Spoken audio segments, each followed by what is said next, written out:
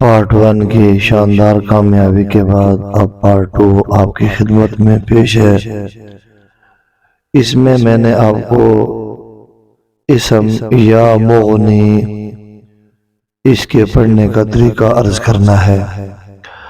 پہلی بات یہ ہے کہ اس کے الفاظ درست ہونے چاہیے۔ یا مغنی، اس کو بعض لوگ غلطی میں یا مغنی کاف کے ساتھ پڑھتے ہیں، جو کہ بالکل ہی غلط ہے۔ دوسری بات یہ ہے، اس میں 4 چیزوں کا خیال کریں: نماز، پاک صاف رہنا، سچ بولنا، حلال کی روزی کھانا۔ ان 4 باتوں کا خاص طور پر خیال کرتے ہوئے یہ عمل اور یہ وظیفہ کرنا ہے۔ اب زکوٰۃ دینے کے لیے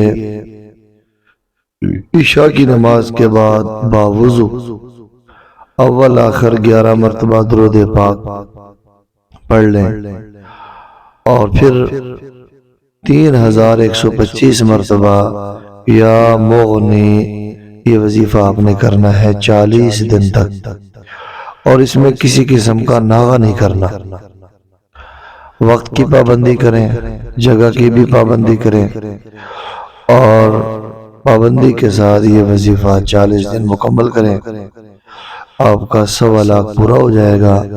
اس سے اس اسم کی زکوٰۃ ادا ہو جائے گی۔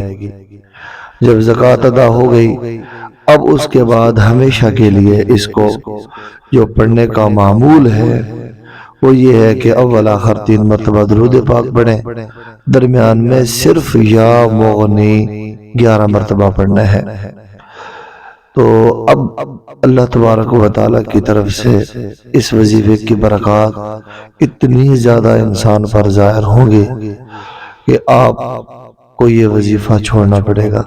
جیسا کہ میں نے پچھلے ویڈیو میں بتایا تھا کہ ایک شخص نے اپنا معمول بیان کیا کہ اب میں صرف ان دنوں میں کرتا ہوں جب مجھے ضرورت ہو، کیونکہ اگر میں زیادہ کروں تو اللہ مجھے اتنا رزق عطا فرمائے کہ میں ہو سکتا ہے کہ دین کے معاملے میں کسی فتنے کا شکار ہو جاؤں۔